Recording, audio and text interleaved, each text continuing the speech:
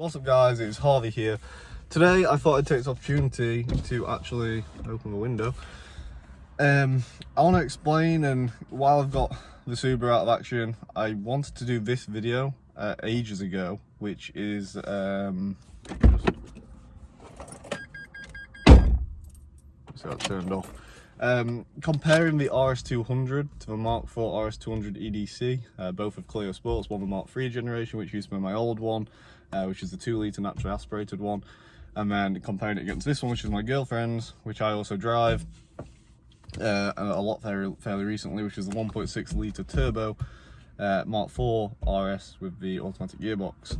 Two very different cars, which should be the same car because, I mean, the years apart from them are 2 or 3 years apart, but a lot changed. The Renault went with a totally different style.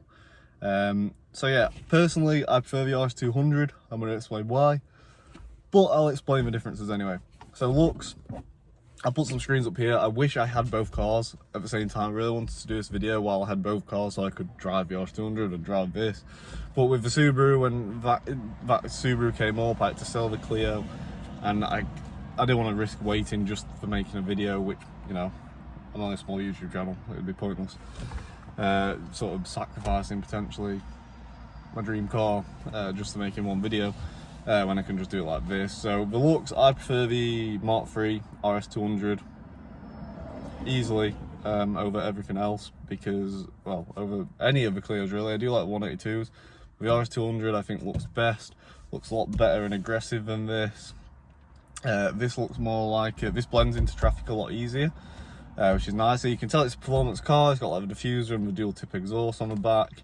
It's fairly aggressive at the front, but not massively. It's got like black accents all over it. Yeah, it looks nice and sporty. But the Mark III RS 200, which I had, when you saw it, you knew it was like a track orientated car. You knew it was like a sports car, or a hot hatch, sorry. Which I really liked about it, with the cup spoiler on and stuff. It stood out a lot more. But don't get me wrong, this looks nice, and a lot of people like these more. You can make these look really aggressive by putting the wings on the back and low line splitter kits and stuff, but I think as standard the RS200s look better than these. That's my personal preference. That's all personal preference stuff. As for the engine, both engines are very solid. Not many issues with the 2-litre NA engine, the F4RT, I think it is. F4AR? I can't remember, F4RT. I can't remember the exact engine model of the 2-litre NA RS200, but that engine, very reliable. You can rev it all the way up to 8,000, it doesn't care, it took it. Whereas this is a 1.6-litre turbo that revs up to 6.5 to 7. Also with the power delivered through a 6-speed EDC, which is electronic dual clutch gearbox, and it delivers the power well as well. They're both very different. This is obviously a lot more torquey and push you back in your seat. The Clio, you had to work for power. You had to be in that 4,000 rev range to get the variable valve timing coming in and really work for that power. But when you did, it was a lot more rewarding than this, which I liked. I don't know why this light's still on. No idea. So yeah, that's a lot more rewarding, and I like that. Handling wise, RS200 easily the best handling car out of the two. This, a lot more like a daily driver. Easy to park, steering's really light. So like electronics, I mean it's electronic assisted steering in the other Clio, in the RS200, but with this, it's very light going around town, very light. You don't feel the road much in it. Even when you're going fast, it does stiffen up a tiny bit, but it's still very light and you can't feel the road too much. With the RS200, I could feel every single bump, every bit of road. Got a lot of feedback through the wheel, a lot more mechanical feeling, which I liked. It's heavier steering, which I think is what you want. It's like what the Subaru is. It's what you want for, you know, going fast on B roads. That's what I like personally, opposed to like disconnected steering where you're just wobbling around. So yeah, that's definitely RS200 for handling as well, and the suspension and like the steering feel. The cup suspension that comes as on most of the RS200s is miles better than the suspension on this. And my Clio also rode on coilovers, which obviously was made it a lot better. in handling wise. It was great. You could really feel the road. Really, I had so much confidence going around corners in that. In this, I don't think I'd ever have the same confidence. Maybe if I put coilovers on it. Sorry, maybe if it had coilovers on it, I'd have a bit more confidence, but I don't think you'd have that steering input feel from the car still. I think it'd still be lacking that, which is a big thing. So I think always the RS200 is going to feel like the better handling car. It's obviously probably a lot lighter than this as well, with it not having all this electronic systems in it, and obviously it's got, you know, it's a longer car. This is a long wheelbase, and yeah. Going on to like economics, this is easier to run as a daily. I can get 30 to 40 miles per gallon out of this. The RS200, I got 20 to 30 miles per gallon out of it. I did used to hoon it everywhere, but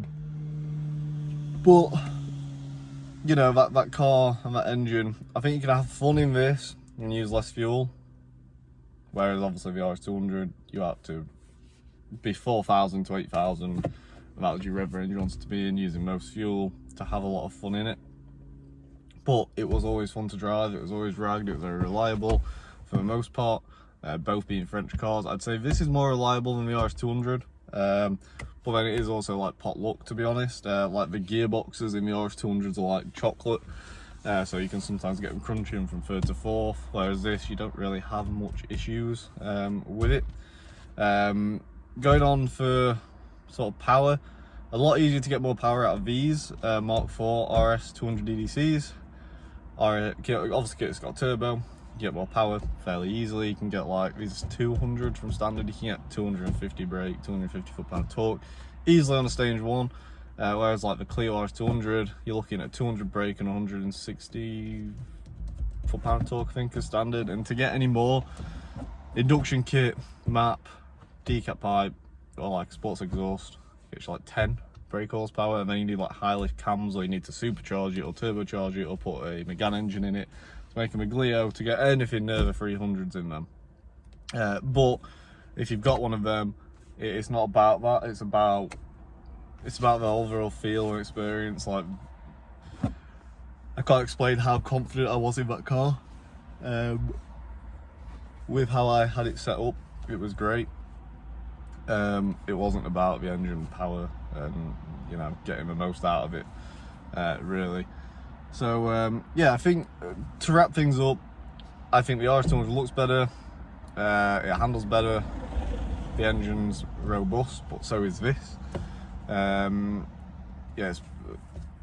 it's more of a driver oriented car, whereas the Mark 4 like this is a daily driver that suits someone that's not bothered.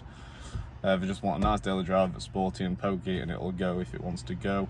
And yeah, that's about it. There's not too much else I can say on it really. I mean, I'd love to do a proper in-depth comparison when I had both cars, but I thought I'd just run through my things. If I was going to have one, I'd have the RS200, but a lot of people probably like Mark 4 RS because it can do everything, whereas the RS200 is good at being a B-road basher, and for like a daily, it's alright, but it's not great.